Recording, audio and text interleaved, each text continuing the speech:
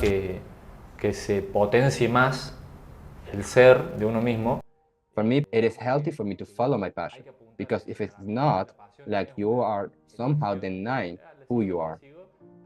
I mean, if you deny your purpose, you're denying a little voice inside that said, Che, I want that. I want that. But if you don't, you're a little covering up a person that maybe you could become.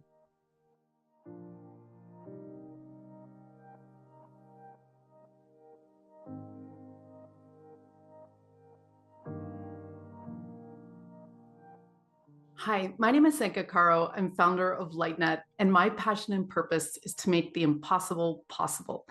We're here today with Germán Massimino, who is a popping dancer. What is that? It's a form of hip hop, breakdancing that uses muscle and joint movements that you didn't even know your body could do.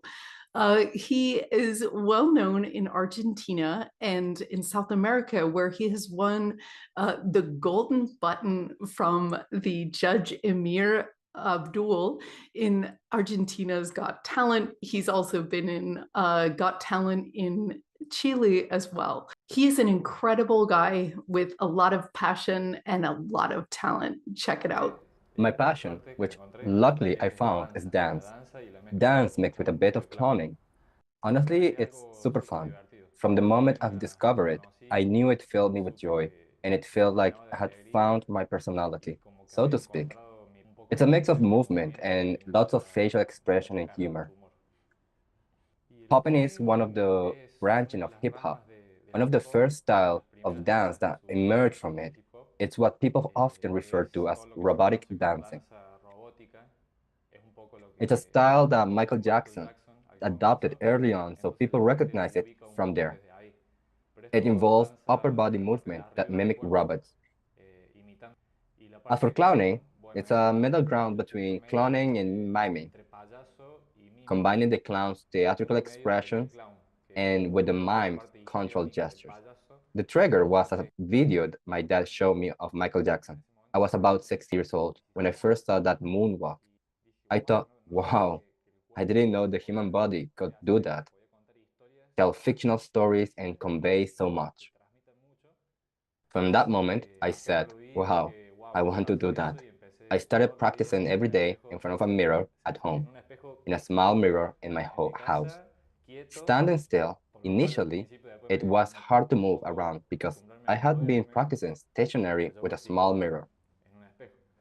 Later, when I discovered clowns, the circus, and so on, I realized you could tell a story that not just with your full body movement, but even while standing still, just with facial expression. It's a blend of movement and humor. Another pivotal moment for me was when I discovered freestyle hip hop battle. The first time I attended one, I felt incredibly alive. It's a very short experience, maybe 2 or 3 minutes, where one dancer goes, then the another. It's all improvisation. You don't know what music will play. You don't know the DJ. You just know the jury and your opponent. It's a raw, spontaneous moment, which to me feels like life itself, being present and alive.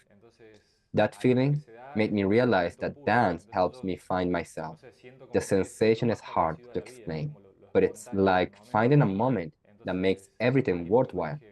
You feel literally you're really feeling the moment. You're alive, fully present, and grateful.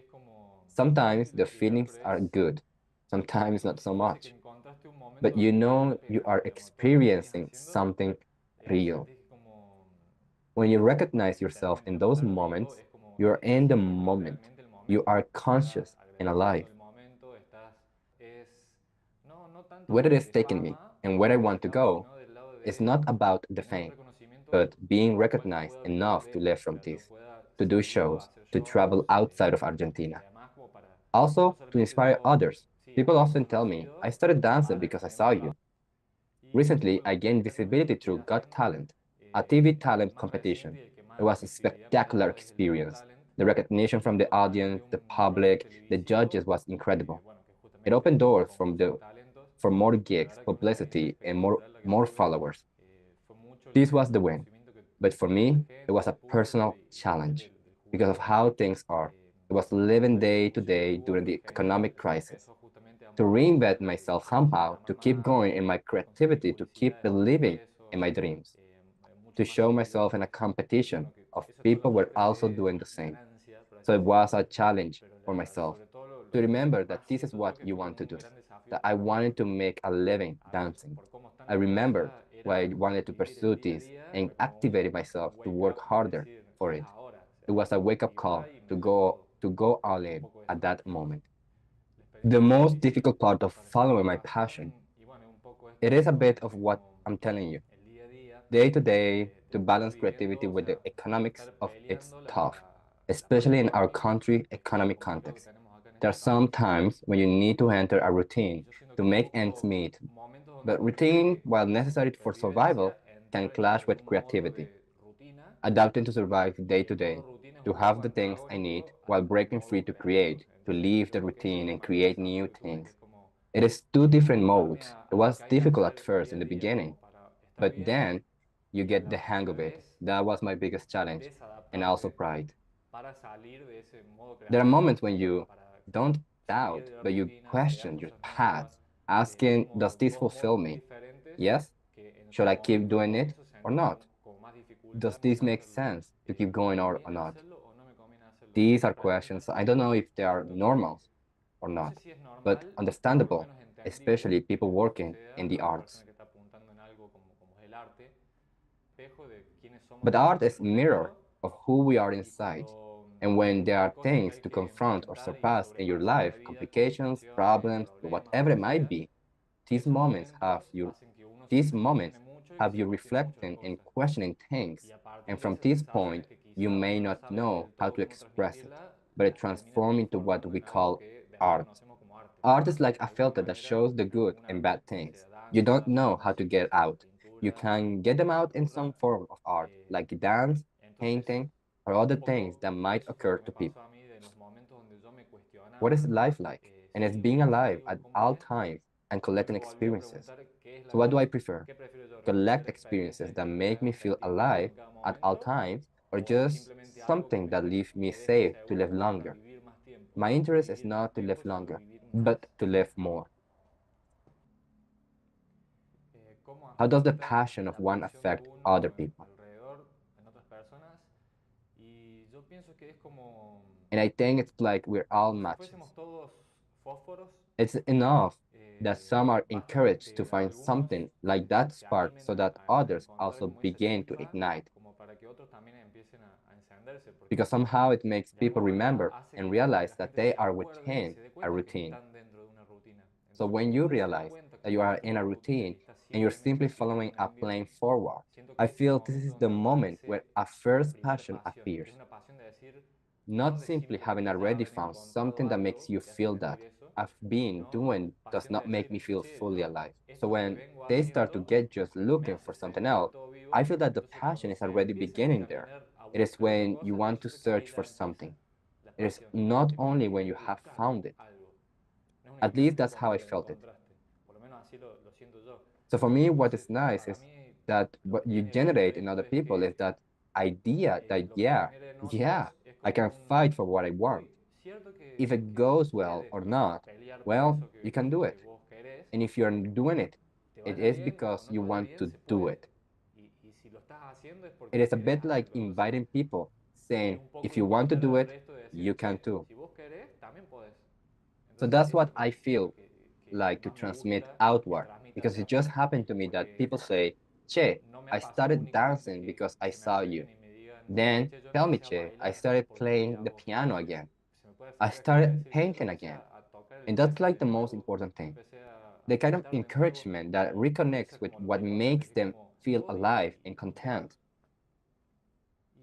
And the advice I have for a person who does not yet know what his passion is, and I think that is first to breathe, to stop a little on that airplane of life. That it is perfect to have these thoughts because we all survive the world and we learn that this is how we do life. This is how we survive. For me, it's understandable, but there are moments to stop and simply reflect on who you are, where you are, what your life is like, what your relationships are like, what connection do you have with your family, with your friends, what you can think of. Simply breaking and questioning yourself make the muscle in the head starts again and not just be in a mechanical mode doing what made you survive. So breaking and reflecting come first. And for me, once that was done, it is to reflect on what kinds of things made me feel very happy and have clear memories. What clear memories do I have of a time when I was happy? Once you remember and say it was one, there were two, there were three, well, of those three, there were two that were similar. Well, then maybe that's where your passion goes. If you were happy when you talk a lot with friends, or when you talk a lot with family members, or with people you don't know, then maybe you will feel good to talk and communicate on the radio. You can try that. It is trying to find and decipher precisely from the feeling of oneself. Because what one feels is not only linked to a feeling that arises from the body, what intellectual orientation you have, what belief do you have, what connections do you have. So when you reflect it, might not make you find your passion, but it does make you open the doors so you find it. Reflecting means that you just stop and can get knowledge and self-knowledge about the stage you are in.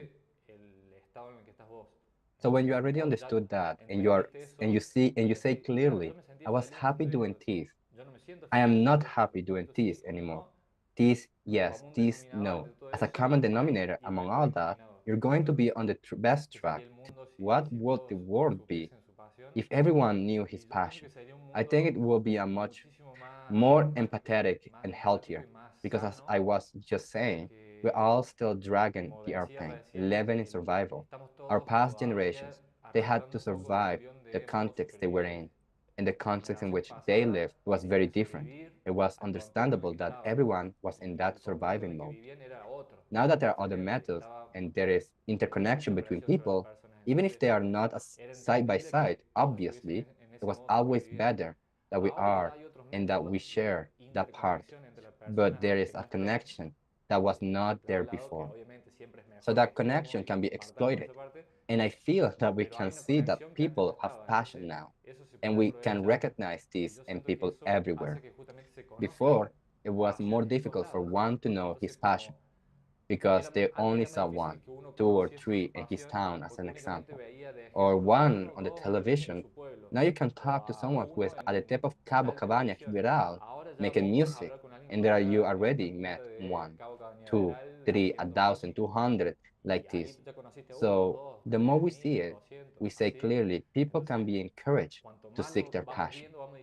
So if that started to happen much more often, I feel that people will live indefinitely happier, with less rancor, happier just to be living. So for me, the products or will make us not only more empathetic, but also have more patience with life's problems. And that's life's problems no longer define us as good or bad. The term good or bad will no longer exist. There will be many grays for me. What would an ideal life be with my passion? I feel that I would be good not only to live peacefully, financially free, and so on, but also a little of this to continue inspiring others, to encourage people, not only to do what other people are recommending. That is good to have recommendation. It is very valuable because people who don't have it yet have an even harder time. So it is good that there are recommendations, but to understand again that you don't have to follow them as a guide. The cheat sheet of life you have before you. You don't have to follow this list. Before, perhaps, you can write a new list for yourself. In other words, you can find your recipe yourself that will bring your success. And for me, success in life is just living happily ever after. Not only, let's see, not forcing yourself to living happily every day, but knowing the longer you are happy, the better it will be. And let's see, I think that the term passion is like something very valuable because it makes you just see and understand life as something even more complex than it seems to be with the naked eyes. Because passion means something that makes you feel very much alive in the moment and with a special feeling. So everything that is special and something that makes one's being more empowered, I feel that you have to aim for this. For me, passion is not a choice of do I follow it or do I not follow it. It is healthy for me to follow my passion because if it's not, like you are somehow denying who you are. I mean, if you deny your purpose, you're denying a little voice inside that said, Che, I want that. I want that. But if you don't, you're a little covering up a person that maybe you could become. And since I consider that human beings are super special beings in this world, that we shape the reality of what happens, and it happens precisely because we are creators. From the inside out, we make things happen that did not happen before. So that it is called being a creative being. I can imagine something in my head that doesn't exist at the moment. And just by imagining it, and I have nice memory about something, I can remember a person that I love very much and draw a picture of them. And that drawing was not there before, but now it is. It was inside of me before. So what was inside of me may have been a passion. And that passion that has so much fire and so much power, if I've never let it come out of that darkness inside, it will never end up shaping something new outside. All the new things that appear were clearly from a passion. So the passion I feel is like the cruise that make new things appear and change the world.